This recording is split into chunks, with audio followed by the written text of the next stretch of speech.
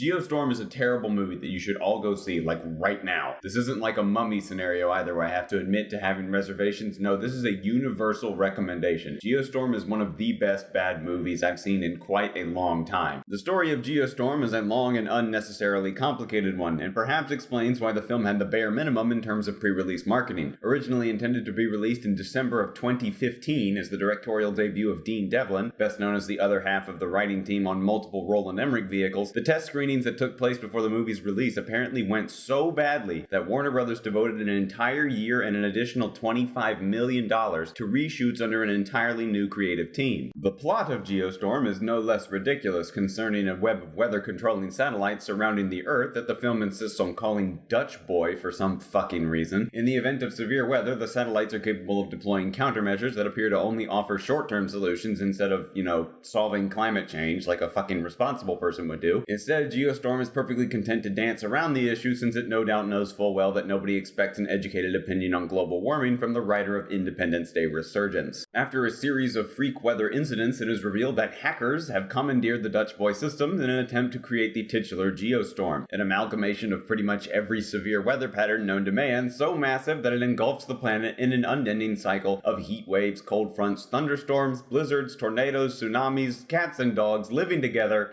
mass hysteria. What exactly the people masterminding this evil scheme expected to get out of this plan in the long run, considering that their endgame is basically the destruction of all life on the planet, including themselves, is and will forever remain a mystery. Instead, Gerard Butler must lead a ragtag team to find out who's behind it all, stop them, and avert the Geostorm. Geostorm is the kind of movie where you get out of it what you put in. Thankfully, it's also the kind of movie where you don't actually have to stop thinking about it to enjoy it. The unbridled innocence with which it attempts to engineer a working statement on international cooperation, with the typical trip around the block to visit old man China, which is hardly even a criticism anymore, honestly. No one gave a shit when The Martian pulled that party trick, and the internet is practically begging the foreign market to save their precious Blade Runner 2049. So, the second we all stop being hypocrites about this is when I'll start giving it its fucking due. What actually did surprise me about Geostorm was its equally Martian-like approach to the screenplay. The characters are generally intelligent enough to formulate solutions whenever problems arise, which is more than I expected. Granted, the solutions are always stupid, but that's only because the problems themselves are equally stupid. For the vast majority of the film, the problems remain far enough out of the hands of the protagonist that they don't constitute foolish decisions for the sake of advancing the plot. Unlike The Martian, however, Geostorm is in no way concerned with making its science fiction appear any harder than it actually is. It's a movie that knows exactly what it is. The remnants of an unrealized project stitched together with the intent of creating something as fucking absurd as possible, sans the self-aware meta-jokes that render similarly scaled features so insufferable, and in that regard I respect it more than ever. It's a studio dropping loads of money on an expensive toy it knows it's just gonna break. It's wanton excess, and it's perhaps the most human thing I've seen one of those chin-sucking, pervert-excusing corporate monstrosities do. Unfortunately, like most so bad it's good fare, Geostorm has moments that are so bad that they're just plain bad. It's generally unclear where that extra reshoot money went, but it definitely was not the effects shots. The explosion and dust effects in particular look about a decade out of date, and from a technical perspective, the production as a whole resembles an Asylum joint if you just quadrupled the budget. As a matter of fact, there's actually an Asylum knockoff of Geostorm that's already been released. You can actually buy it with real money if you just really fucking hate yourself. Likewise, the acting is about exactly what you'd expect. Gerard Butler does a decent job playing himself, a bunch of English actors fail to have convincing American accents, Ed Harris doesn't even try to pretend he's not the obvious bad guy, Gerard Butler's cliched, resentful daughter is legitimately unbearable, and I wouldn't at all be surprised to find out her character was entirely added in reshoots. The annoyingly circular dialogue sees characters reiterating their relationship to one another ad nauseum, seemingly to set up a betrayal twist that never actually happens. Geostorm, pun almost certainly intended, is a perfect storm of schlocky goodness, easily dethroning the year's reigning champion by not smothering itself with the weight of a potential cinematic universe that it desperately wants to establish. The only people who are more confident that there won't be a Geostorm 2 Electric Boogaloo are the people who made Geostorm 1. And when your movie features hailstones the size of cars crashing into Tokyo and an epic high-speed chase by self-driving cars through a super lightning storm, that's honestly all the restraint I need.